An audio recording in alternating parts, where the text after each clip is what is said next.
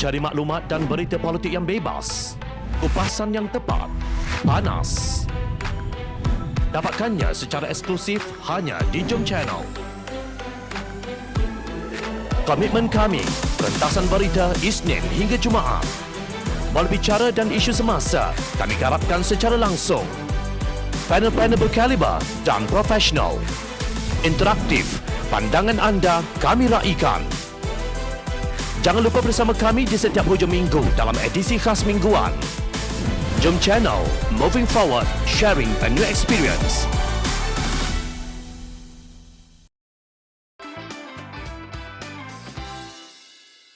Benarkah penjenayah lebih berkuasa di Parlimen?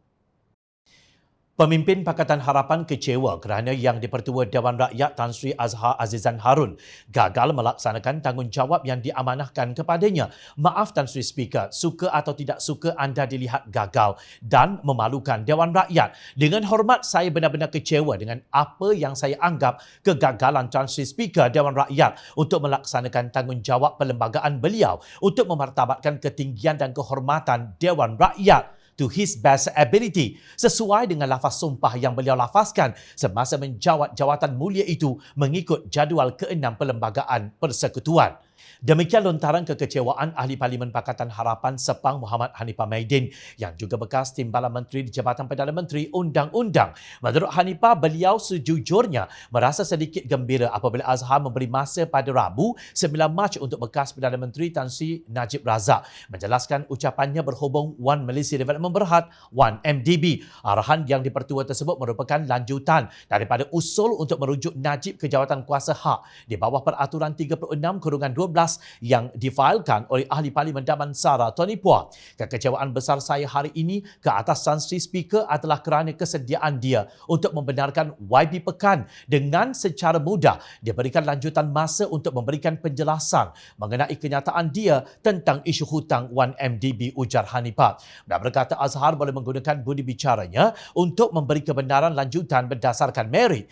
Ya, memang boleh dihujahkan Tan Sri Speaker mempunyai budi bicara untuk mempertimbangkan permohonan YB Pekan bagi lanjutan masa. Tetapi seperti yang saya percaya, Tan Sri Speaker juga sedar dan tahu kebenaran lanjutan masa itu mesti atas alasan yang kukuh dan bermerit, tegas ahli jawatan kuasa pimpinan Amanah Nasional itu. Bagaimanapun, bila melihat alasan Najib remeh dan tiada merit, apa alasan Ahli Parlimen Pekan?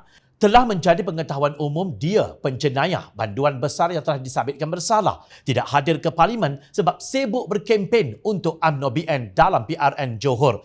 Hanifah juga mempertikaikan penerimaan Azhar terhadap alasan Najib itu. Jujurnya, adakah Tan Sri Speaker boleh terima alasan seremeh itu? Adakah ia adalah alasan yang kukuh dan bermerit? Adakah Tan Sri Speaker tidak rasa alasan YB Pekan itu adalah bukan sahaja tidak munasabah tetapi juga boleh ditafsirkan sebagai tidak menghormati Dewan Rakyat dan juga tidak menghormati kerusi Speaker itu sendiri kerana arahan Tan Sri Speaker hanya dianggap seperti arahan seorang ketua darjah di sekolah rendah sahaja. Bidasnya, Najib mendakwa tuduhan terhadapnya merupakan fitnah Pakatan Harapan kerana katanya tidak menerima faedah mahupun mencuri wang dari 1MDB. Jika saya didakwa atas alasan politik, saya yakin mahkamah akan membuktikan saya tidak bersalah, tegas Najib dalam satu hantaran di Facebook 11 Jun 2018. Namun, Mahkamah Tinggi Kuala Lumpur dan Mahkamah Rayuan Putrajaya tidak bersetuju dengan kenyataan beliau itu. Keputusan Mahkamah Tinggi yang mendapati Najib bersalah menyeleweng 42 juta ringgit wang SRC International dan dijatuhi hukuman penjara 12 tahun serta denda 210 juta ringgit 28 Julai 2020 disahkan oleh Mahkamah Rayuan 8 Disember 2021. Malah Hakim Datuk Abdul Karim Abdul Jalil yang mengetuai panel 3 hakim mahkamah dalam penghakiman yang menegaskan itu hanyalah pengurusan keuangan dana awam yang buruk. Ia bukan sesuatu yang boleh dikatakan dilakukan demi kepentingan negara. Tiada kepentingan negara di sini, ia cuma memalukan negara. Demikian katanya.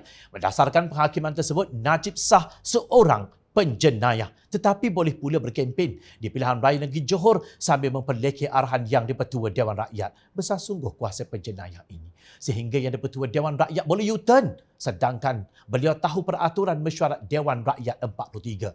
menyebut keputusan pengerusi adalah muktamad. Tiada dakwaan bermotifkan politik dalam pertuduhan terhadap Najib. Kebejatan dalam kes 1MDB dan SRC International itu benar, bukan satu fitnah. Pihak yang membuat keputusan dan menjatuhkan hukuman ialah mahkamah yang bebas. Benar, tuduhan bermula ketika Pakatan Harapan masih berkuasa. Tetapi seperti disaksikan oleh seluruh dunia, perbicaraan diteruskan ketika Pakatan Harapan sudah dijatuhkan. Menerusi tebuk atap, menerusi pengkhianatan Presiden Bersatu, Tan Sri Mahyadin Mat Yassin dengan kerjasama bekas Timbalan Presiden Keadilan, Datuk Seri Azmin Ali. Juga Presiden PAS Tan Sri Abdul Hadi Awang, pemimpin gabungan Parti Sarawak GPS dan kluster mahkamah. Begitu juga perbicaraan yang sedang berjalan di Mahkamah Persekutuan New York. Mana mungkin perbicaraan di luar negara dipengaruhi oleh Pakatan Harapan. Hakikatnya wang 1MDB telah diseleweng untuk tujuan berfoya-foya, membeli aset dan hadiah untuk sang kekasih. Untuk pengetahuan seluruh rakyat Malaysia, sekali lagi diingatkan, setakat akhir Februari 2022, jumlah hutang 1MDB yang masih perlu dibayar oleh kerajaan Malaysia bernilai 38.8 bilion ringgit, iaitu 32.3 bilion hutang prinsipal dan 6.5 bilion ringgit faedah hutang. Duit kerajaan tu, duit rakyat lah.